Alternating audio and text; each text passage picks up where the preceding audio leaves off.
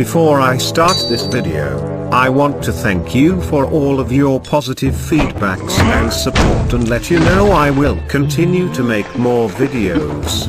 And with that being said, the interface in Forge of Empires is very intuitive and easy to use. While there are many similarities between the desktop and mobile versions, they differ on several important points. Let's check them out. In desktop user interface, the first item on the top left menu will show the name of your city. If you click on the name, you will enter the town hall where you can change the name if you want. Next on the menu is your current ranking.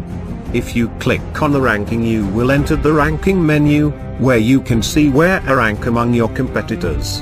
The available population is shown next, and if you roll the mouse over it, it will display total as well as available population in your city. The last icon on the top left menu displays the current happiness status of your city. If you roll the mouse over it, you will get a more detailed overview of the happiness and how it affects the productivity in your city. At the top in the center, there is a display showing your forge points.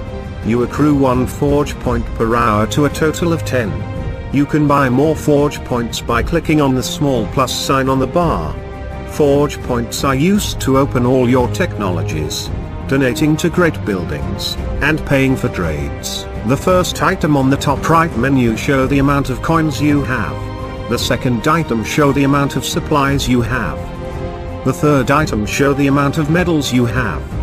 The fourth item show the amount of diamonds you have. If you click on the plus, you will be redirected to the store, where you can buy more diamonds. The last item on the top right menu is the logout button. In the top right corner there is chat button. The chat is not related to the messaging center. There are 2 buttons at the bottom of it, which allow you to minimize or expand the window. With the chat function you can communicate with other players live. There are 3 tabs found in the top left corner, which correspond to 3 different chats. Global chat. This includes all players in this world. Neighborhood chat. This chat is for all the players in your neighborhood. Guild chat.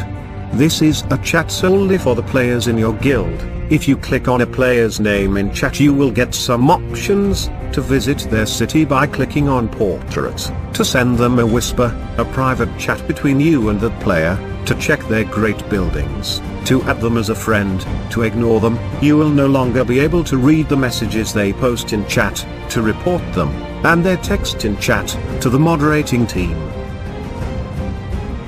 In the world of Forge of Empires you can meet a lot of interesting characters. In the upper left side you have advisors on your side who will give you tasks and help. Nigga Silver Tongue, your right-hand man, your most important advisor, who will help not only in negotiating with other rulers and with general state affairs, but will also stand by you during significant events in your city. Nigga Silver Tongue is very intelligent and thoughtful, but some people say that he attained his high position of power with little effort and can be quite devious. You should take care that he is always on your side, or he may someday become a problem. Grievous, the general, your general is an old-school soldier. He has seen many battles and is very experienced. His advice is always well thought out and you can trust his judgment. Grievous is not a man of many words. He always says in a nutshell what he thinks. But he is also loyal to his king and will execute your instructions unconditionally. Grave Adan, the trader, your trader has an amazing talent when it comes to making money. She always smells a possible business opportunity, and her tips are worth face value. However, Grave Adan is well aware of her business acumen. She thinks she's smarter and better than her fellow human beings, which in most cases is correct. She therefore does not show much courtesy. You could even say she is arrogant. It will be by no means easy to impress Graver or earn her respect. But you really should try, it will pay off for you. Mandrabar, Director of Science. Mandrabar is a special case. He is old, very well read, highly intelligent and has absolute capacity, as long as the matter at hand is science. In his laboratory, he does things with ease, but in the real world, he is helpless and lost. You can expect Mandrabar to always provide useful knowledge for you if you support his research projects. Fernicus, the builder. Fernicus is a talented architect who is really absorbed in his work. He is enthusiastic like a young child when it comes to architecture and beautiful buildings, and he will always try to get permission to build new buildings. However, his enthusiasm sometimes goes a little too far, and you'll have trouble slowing him down if he is really in a construction frenzy. Rinbin, the Joker. Your jester Rinbin is responsible for getting people into a good mood. He will entertain you with wit and wisdom. But beware, he will also play practical jokes on you and his fellow advisors. He'll never really hurt you, though, and you can rest assured he will be at your side when it gets tough, giving you valuable hints. Mycena, the counselor. The lovely Princess Mycena of Maidenport was imprisoned by the evil Kaiser in Constance. After your rescue, she was very thankful and happy to be helping you as an advisor. But be careful. Some advisors say don't get carried away by Lady Mycena's beauty. Her charm might be used for her own agenda. Are they just jealous? The treasure hunt becomes available when the technology of cultivation has been researched. You will see the icon below on your main city screen, just below your quest givers. Click on the new captain icon to enter the treasure hunt. You will see that there are 6 chests on the map: 5 minutes, 15 minutes, 1 hour, 4 hours, twice, and finally the 8 hours chest.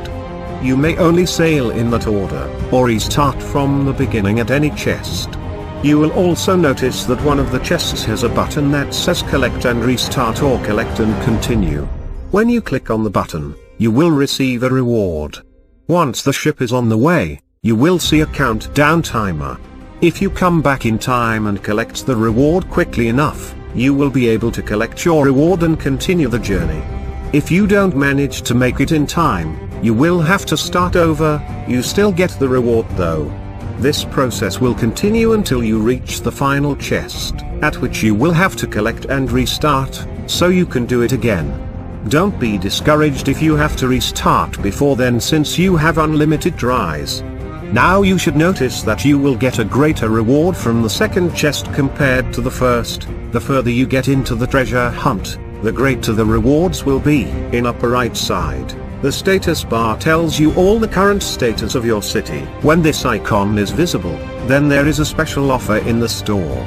Remember to click on the icon and see what it is, so that you don't miss out on a good deal. When this icon is shown, your population is ecstatic and coin and supply productions get a 20% boost. When this icon is shown, you have a production or military building that isn't producing anything. When this icon is shown, you have a building that needs to be connected to the town hall with a road, or correct type of road. There will be more icons available later. In bottom left is the main toolbar, is where you access most of the functions in the game. Clicking build button will activate the building menu. From the building menu you can build, move and sell all the buildings in your city and place expansions too. Here you will find all items currently available for you to build.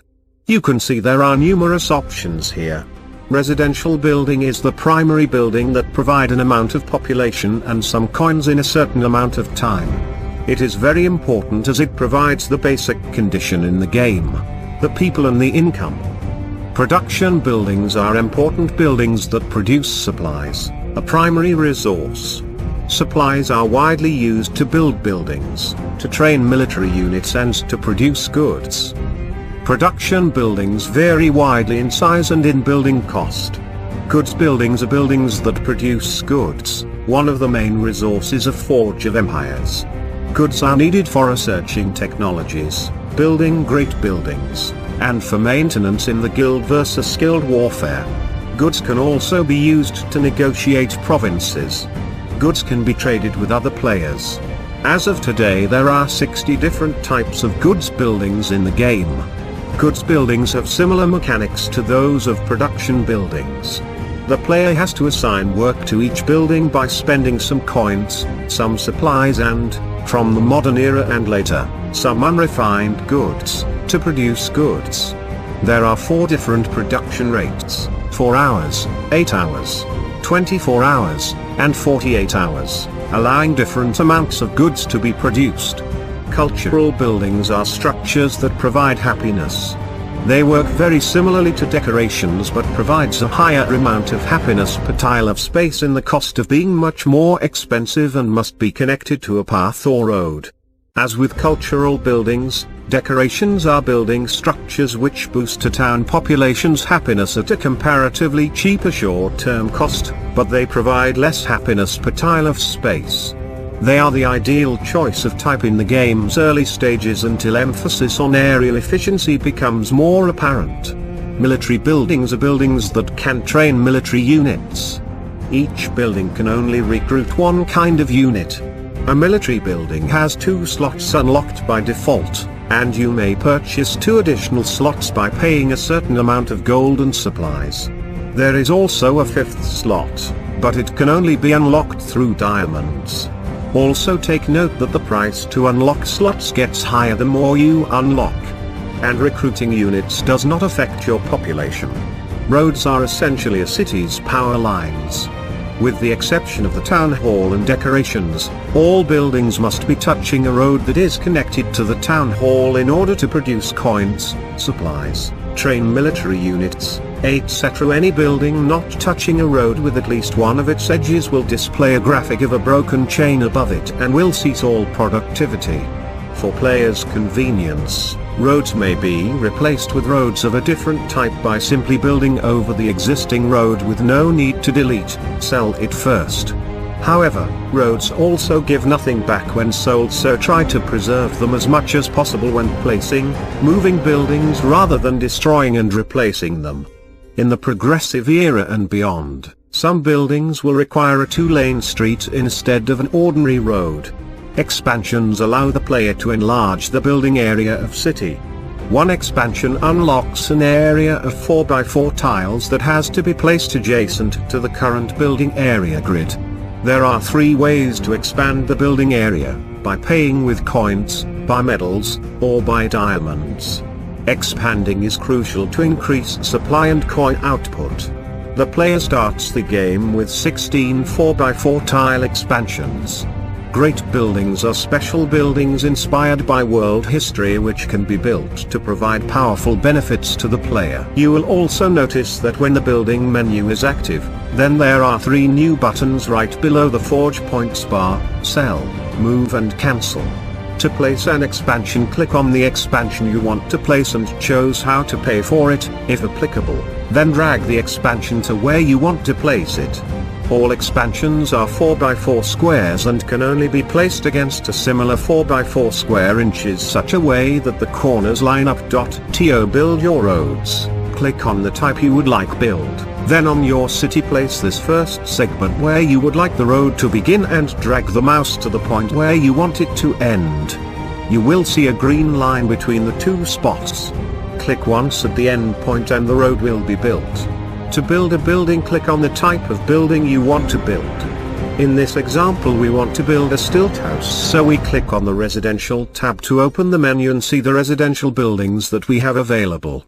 Click on the building you want and drag it to the place in your city where you want to build it. To move a building, click the move icon, then click on the building you want to move and drag it to its new position. Click once to place the building in its new spot. To sell a building, click on the sell icon, then click on the building you want to sell. You will then be prompted to confirm you're sure you want to sell the building. Now let's move on to the global menu. You can access the ranking menu, the guild menu, guild forum and global forum. Now let's move on to the research. Here you can access the research menu. The research tree is divided into ages. You enter into a new age once you have unlocked the first technology for that age. In doing so, some things change for you. The main building will be replaced by a new one, matching the theme of your age. Additionally, you will have instant access to several new buildings in the building menu, and new diamond expansions will be at your disposal. Some of your great buildings will also change their productions. To explore a new technology, you must first invest enough forge points. Initially, the requirements are relatively low, and technologies are explored quickly, but soon it will take longer and be more costly to achieve new scientific breakthroughs. But forge points are not everything. If the bar is full, you must still pay the unlocking costs to take advantage of the new achievements. Do not underestimate these costs and plan ahead wisely. Later, technologies will entail high goods costs, and you should be prepared to pay them. Also note that you can only do more research if you've unlocked all the technologies that you need as a prerequisite for a new research. If your planning does not work out and you are stuck somewhere in the research tree, or if you want to move faster, you always have the opportunity to accelerate your research with diamonds. If you choose to complete instantly, not only will the forge points bar be completely filled, but the technology will also be fully unlocked immediately. Once you unlock the first technology in a new era, you will get a congratulatory prize. A chest with forge points as some other great stuff.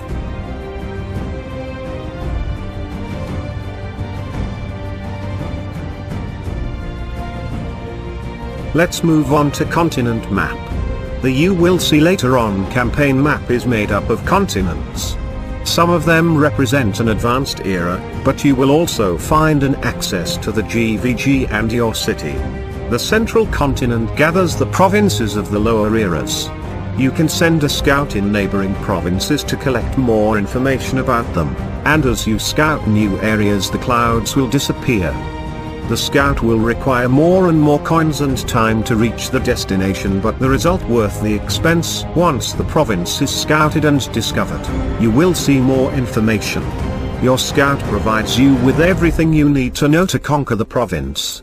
This information includes the reward of the province, the rewards for the acquisition of each sector, what the leader offers in exchange for its sectors, and the army he has to defend them. If you are good with trading and business, you can conquer provinces without a fight. Your insight in the sales business and your negotiation abilities will be useful to expand your empire. By producing goods for which you have gained a production bonus, you will produce large quantities that allow you to make trades on the market to acquire all types of goods. You'll be able to negotiate the conquest of provinces that you will discover. But beware, the goods are needed in other areas of the game, so do not forget you can always fight to conquer too.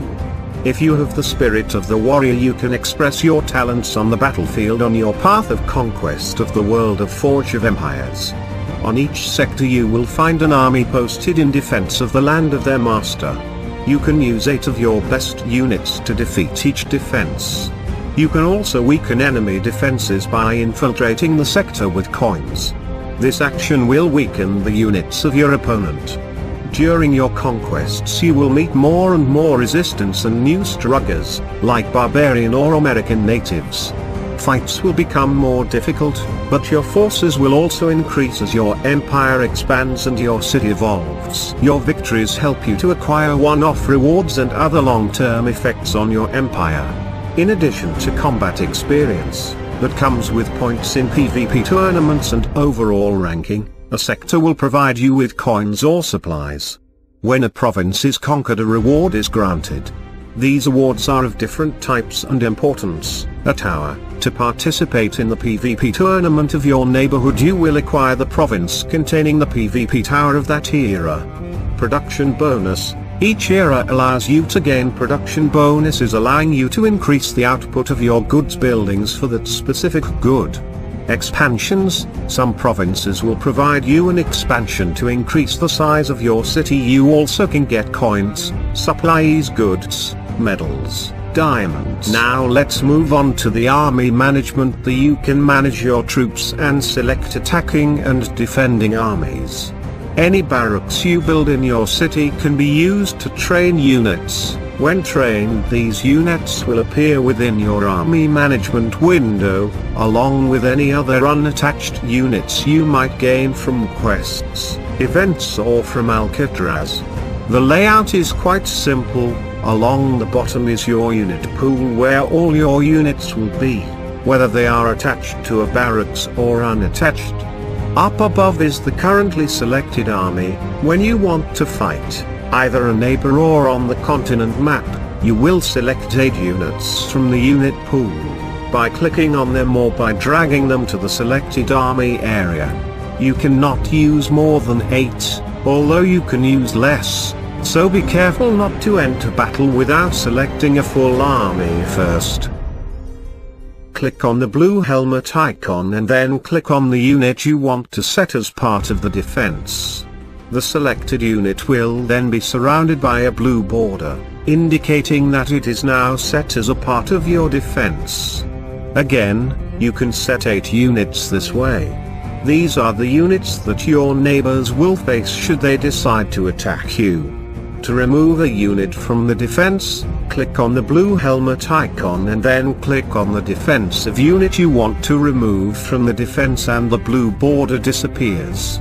You can always see the number of defensive units currently selected below the blue helmet icon. You can sort your units by type, age and attached, unattached by clicking and selecting the wanted combination from the menu. If you want to delete an unit from your army, then click on the delete button and then click on the unit you want to remove. When your army unit is injured, they will usually heal over time. But you can heal them instantly by using diamonds. Click on the heal button and then click the injured unit to heal it. Now let's move on to the inventory. You will find certain items that you obtain through quests, great buildings or special events. You will see 5 tabs. The current one show all tabs, which shows buildings and packages. Next one is building tab and it shows what buildings you have in the inventory. The packages tab is where you find all types of packages, for example forge points and special event packages. The goods tab shows all the goods you have in your city inventory. The great buildings tab shows all the great building blueprints you own. From this tab you can also build new great buildings in your city and unlock new levels in existing ones. Now let's move on to the market, where you can trade with your guild mates, neighbors and friends. You need all kinds of goods in order to advance in Forge of Empires. While it is possible for you to produce all goods in the game yourself if you unlock the right buildings, it is not very easy or efficient to do so, since this then requires space in your city, time, and deposits. The trading function allows you to trade goods that you have for goods that you need. You can trade at a poor rate with non-player merchants, or at a much better rate with your fellow players. Joining a guild will also help you find favorable trades. It is simple to create an offer. In the market window, you will find the Create Offer tab.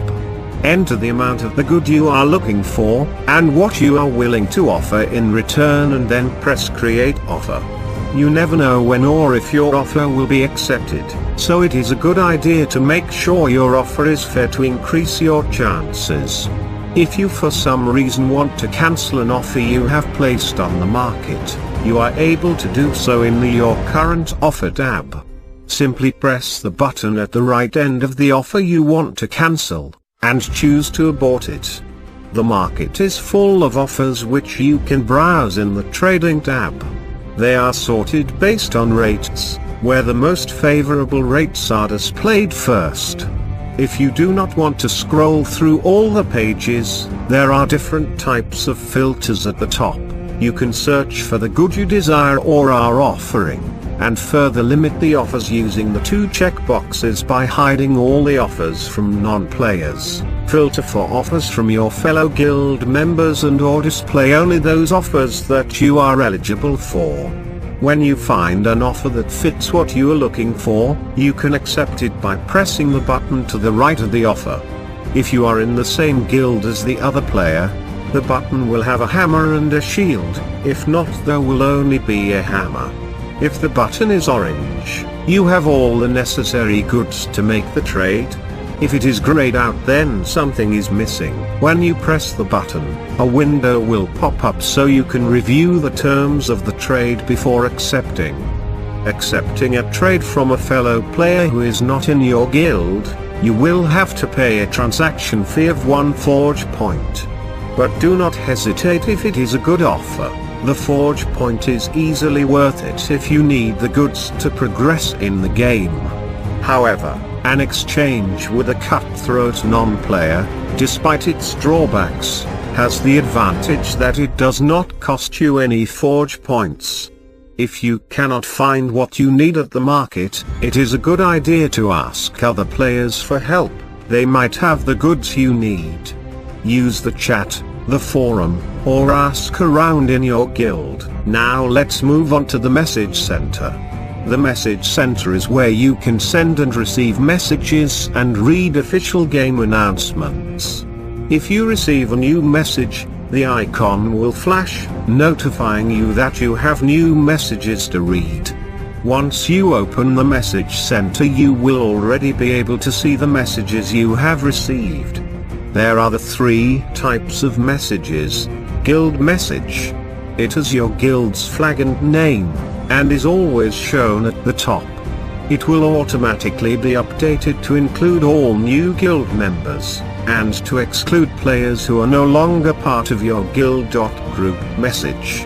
Any message between 3 or more players is considered a group message. It will be displayed with an image of the crowd, and it will also have a designated group name. Personal message. This is a message between yourself and another player. It has their avatar and name. Additionally, whenever you have a conversation where all participants have left, the message will be shown with a white flag and aborted message as a title. You can leave conversations by clicking the red trash can icon. Please note, once you leave a conversation you will no longer receive any of the message in it. In the top left corner you will notice a small button. Clicking on this will give you the option to mark all messages are read, or to leave all conversations. To send a message to another player, you will have to switch to the Create Message tab in the Message Center. You will have the option to input other player names. Once you start typing a name, you will also receive a list of suggestions from your neighbors, guild mates, or friends that match that name. Clicking on the Add button will add them as a recipient of your message. If you have the notifier permission rights in your guild, you will also have an Add All Guild Members button. When you have added at least 2 players to a conversation, you will also be able to type in a name for it. If you've thought there are various situations where we would want to interact with a player directly from a message, rest assured you can do that.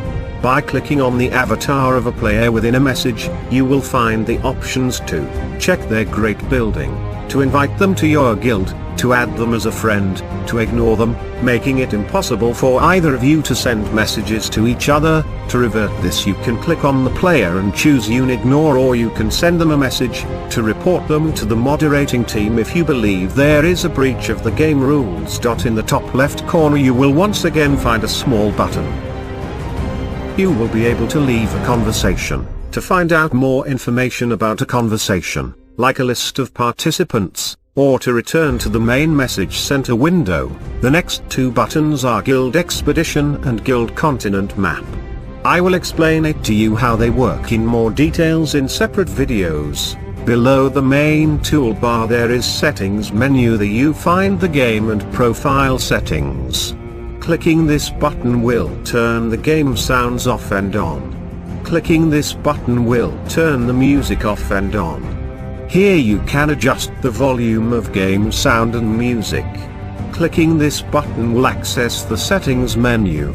The settings on the first tab. This is where you will find the diamond confirmation use setting as well as several display settings. If you are playing on an older unit, it may be a good idea to turn off some of the animations. In Profile tab you can change your email address and password, and in third tab you can see system information and game credits. Now clicking this button will open the game in full screen mode, and clicking this button will zoom in and out. Now let's move on to the social bar. The social bar is where you find all your social connections in the game. There are 3 tabs. The first tab is the neighborhood bar. The second tab is the guild bar. If you are not in a guild, then guilds will be displayed here, and the third tab is the friends bar. You interact with other players by clicking on different icons and buttons on their profile. This is players' rank in particular bar. Click on player name for menu to appear. Click this button if you want to send a personal message to the player. When this icon is visible, then you can check this player's great buildings. Click this button if you want to attack the player. This is only available on the neighborhood bar because you can't attack guild mates or friends. Click this button to aid the player. By clicking here you can invite new players and get rewards for their progress and find friends as well. There also are seasonal events. Whenever there is one, you will see an event bar in left upper corner. A great opportunity to get great rewards.